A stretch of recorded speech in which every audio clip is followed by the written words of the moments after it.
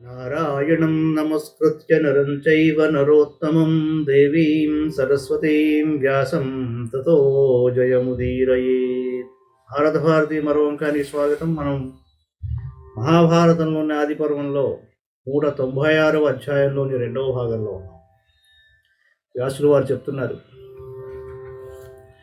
తాం గచ్చంతి మన్వగచ్చత్ తదానీం సోపశ్చదారా తరుణం దర్శనీయం సిద్ధాసనస్థం యువతీ సహాయం క్రీడంతమైచ్చద్గిరిరాజమూర్ధ్ని.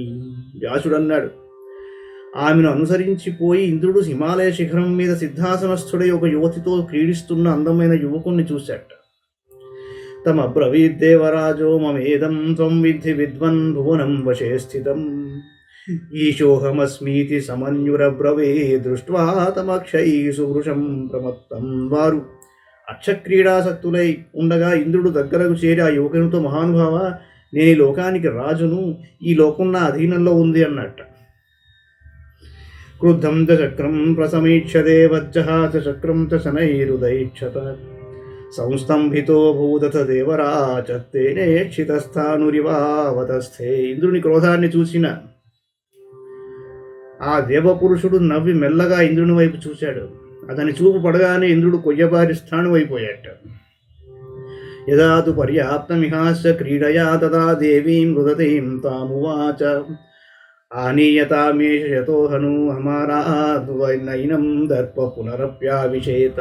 వారి క్రీడ ముగిసిన తరువాత ఏడుస్తున్న ఆమెను పిలిచి, ఆ ఇంద్రుని నా వద్దకు తీసుకొనిరా, ఇతనిలో తిరిగి గర్వం ప్రవేశించకుండా చేస్తానని ఆ యువకుడు అన్నట్ట. తతశ్చక్రస్పృష్టమాత్రస్తయాతు స్రస్తైరంగైః పతితో భూధరణ్యాం తమబ్రవీద్ భగవానుగ్రతేజాహమైవం పునశ్చక్రకృతాః కథంచితు. అతని మాటలను విని ఆమె ఇంద్రుని శరీరాన్ని తాకగానే అతడు అవయవ సామర్థ్యాన్ని కోల్పోయి భూమిపై పడ్డాడు. అతనిని చూచి రుద్రుడు, ఇక ఎప్పుడు ఇలా చేయొద్దు అన్నాడు. నివర్తయైనం చ మహాద్విరాజం బలం చ వీర్యం చ తవా ప్రమేయం ఛిద్రస్య చైవావిషమధ్యమస్య యత్రాసతే త్వద్విధా సూర్యభాసః. నీలో అమితమైన బలం, పరాక్రమం ఉన్నాయి. ఈ గుహద్వారానికి అడ్డమైన ఈ పెద్ద కొండను తొలగించు, లోనికి ప్రవేశించు, నీతో సమానులైన ఇంద్రులు అక్కడ ఉన్నారన్నట్ట. సతత్ వివృత్య వివరం మహాగిరేహతుల్యద్యుతిం సతురోన్యాం దదర్శ సతానభిప్రేక్ష్య బభూవ దుఃఖితః కచ్చిన్నాహం భవితా వైయతే మే. అతడు ఆ పర్వత పిల్లల్లో ప్రవేశించి తనతో సమానులైన 4 ఇంద్రులను చూశాట. నేను వీరి వలె దుర్దశలో పడగలనని భావించాడు. తతో దేవో గిరిశో వజ్రపాణిం వివృత్యతి నేత్రే కుపితోభ్యువాచ ధరమేతాంత్రవిషత్వం శతక్రతో యన్మాం బాల్యాదవమస్తాః పురస్తాతు. అప్పుడు శంకరుడు కళ్ళు పెద్దవి చేసి కోపంతో ఇంద్రుని చూసి, నీవు మూర్ఖత్వంతో నన్ను అవమానించావు, ఈ గుహలో ప్రవేశించన్నట్ట.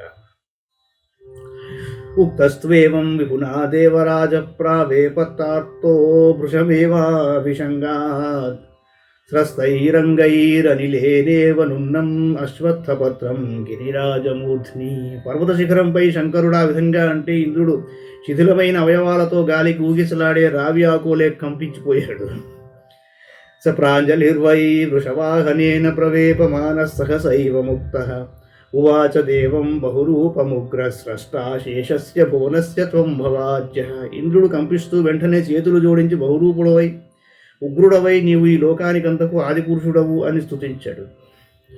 తమబ్రవీదుగ్రవర్చాః ప్రహస్య నైవం శీలాః శేషమిహాప్నువంతి ఏతేప్యేవం భవితారః పురస్తాత్ తస్మాదేతాం దరీమావిశ్యశేష్వ.